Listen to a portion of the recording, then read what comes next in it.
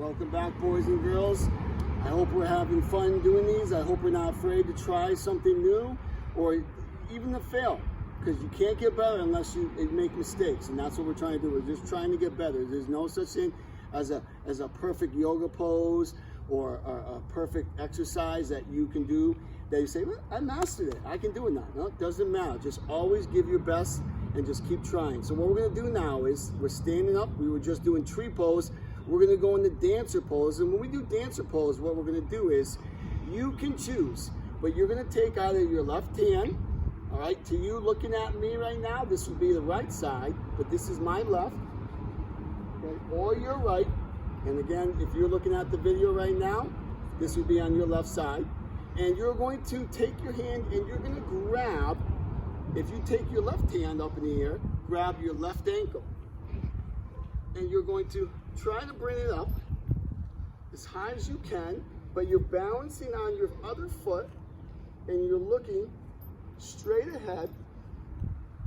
I get solid ground here. There we go. And your right arm would be extended into the air, sticking your chest out, trying not to look at your feet. Your feet will always be there for you. You're balancing on that foot that's planted in the ground. All right, keep those yoga breaths. If you can, that foot that's up in the air, I like how Miss Sarah has it extended out. If you can't extend it out, you have to put it to your butt, that's okay.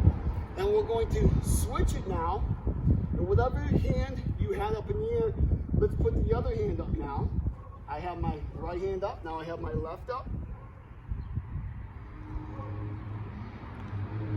Chest out. Reach that hand that's in the air as high as you can. If you mess up, that's okay, just get right back into it. So this is dancer pose. We're gonna slowly come down.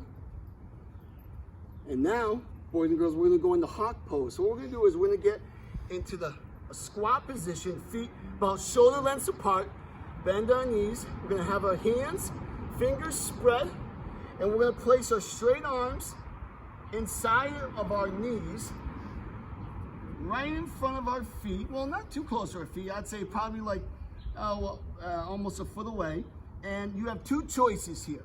One is you lean forward so that you're balancing your weight on your hands. Your eyes are focused on your hands in the ground. And if you can rise your toes off the ground for hawk pose, wonderful. If you can't, you can lean forward so your weight is on your forearms and your tippy toes are on the ground, and you can balance on your tippy toes.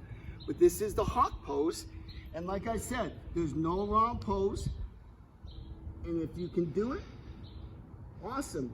And if you can't, that's okay. Awesome too that you don't give up and you keep trying. And what we're gonna do for the last one is we're gonna get into peaceful gorilla, and we're gonna go into bench pose. In the bench pose, what we're gonna do is we're gonna go from peaceful gorilla, put the bottoms of our feet on the ground, knees shoulder length apart. Hands can have fingers behind us facing to the side, facing towards our heels, or facing behind us. I prefer to have my hands facing my heels. And we're going to try to rise our hips up, drop our shoulders, hips up as high as you can, as if you're making a bench. If you can look behind you, awesome. But we want to make sure that our shoulders are not up by our ears. Rise those hips up, use those yoga breaths. This is bench pose, feet are flat, hands are flat. And when we come back, we're going to show you the wheel pose. Bye, boys and girls.